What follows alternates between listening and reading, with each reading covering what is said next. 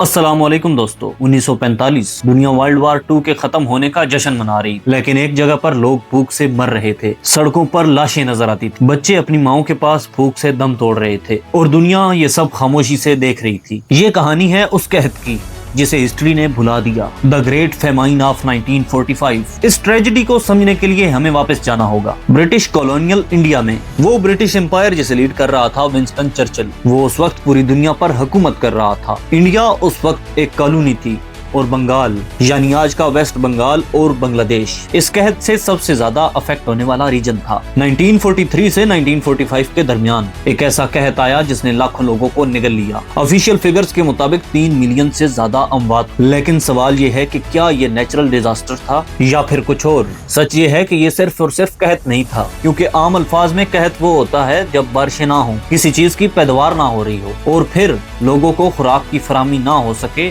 और इस नतीजे में लोग अमवात का शिकार हों, तब पड़ता है कहत। लेकिन ये एक मैन मेड डिजास्टर था। ये सिर्फ और सिर्फ ब्रिटिश सरकार की पॉलिसी की वजह से हालात मजीद पेचीदा हो रहे थे। उस वक्त चावल यूरोप और अमेरिका में एक्सपोर्ट हो रहा था, जब बंगाल और इंडिया में लोग भूख से मर रहे। फूड स्टॉक्स ब्रिटिश आर्मी के लिए रिजर्व किए गए और कीमतें इतनी बढ़ा दी गयी कि आम इंसान कुछ भी खरीद नहीं सकता था। और सबसे बड़ी शॉकिंग बात ये थी कि विंस्टन चर्चिल ने इंडिया के लिए फूड सप्लाईज भी रोक दी थी, यानी वही चीजें जो इंडिया में प्रोड्यूस होती थी वही बाहर एक्सपोर्ट की जाती थी और वहाँ के लोगों को वो चीजें नसीब नहीं होती। आज हम लोग बड़े फख्र से कहते हैं कि गोरा तरक्की कर गया है और ये भी कहते हैं कि काश पार्टीशन ना हुई होती। और भी बहुत सारी बातें हैं कि अगर आज हम पर गोरा हुकूमत कर रहा होता तो आज हम भी एक तरक्की याफ्ता कौम होते। लेकिन नहीं, ये सबसे बड़ा झूठ है, क्योंकि गोरे ने बरसगीर को सिर्फ और सिर्फ अपनी प्रोडक्टिविटी के लिए यूज किया। ये उसके लिए एक ऐसा प्लाट था जहाँ से वो चीजें प्रोड्यूस करता था और यूज करता था जाकर अपने अमेरिका और यूरोप के ममालिक में। उस वक्त विंस्टन चर्चिल ने एक कंट्रोवर्शियल बात भी, इफ फूड इज स्केर्स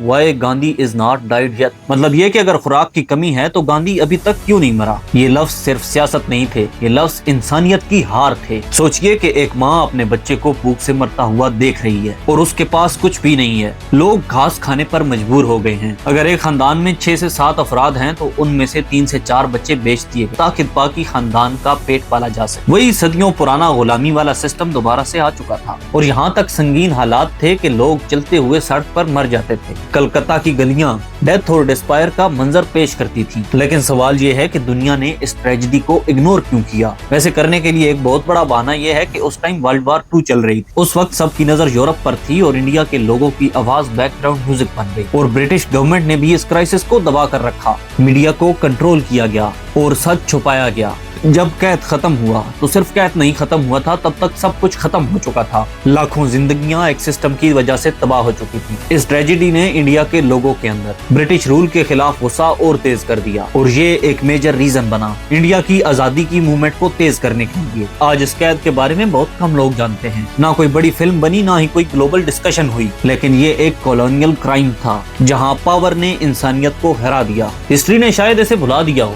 लेकिन सवाल आज भी जिंदा है। क्या ये सिर्फ एक कहत था या एक प्लान किया हुआ गुनाह। अगर आज के हालात को देखा जाए तो पूरी दुनिया की नजरें ईरान और अमेरिका की जंग पर हैं और मौजूदा दौर में फलस्तीन और गजा की अवाम पर होने वाले मजालिम भी बैकग्राउंड म्यूजिक बनकर रह गए हैं। हमारा काम है अवाम तक आवाज पहुंचाना, मगर इस आवाज को तकवीयत बख्शना अवाम का काम है, क्योंकि मैं इंडिविजुअली इस चैनल पर काम कर रहा हूँ और अगर मैं किसी भी पावर के खिलाफ बात करता हूँ तो इस प्लेटफॉर्म का एल्गोरिथम ये है कि मुझे स्ट्राइक आ जाए। तो इस स्ट्राइक को तोड़ने के लिए जरूरी ये है कि आप वीडियो को कंप्लीट वॉच किया करें, वीडियो को लाइक किया करें और अगर आपको हिस्ट्री रिलेटेड ऐसे मजालिम और ऐसी डॉक्यूमेंट्रीज देखनी है तो हमारे चैनल के साथ जुड़े रहें। इसी के साथ मैं आपका होस्ट आपसे इजाजत चाहूंगा। खुदा हाफिज। पाकिस्तान जिंदाबाद, पाकिस्तान पाइंदाबाद।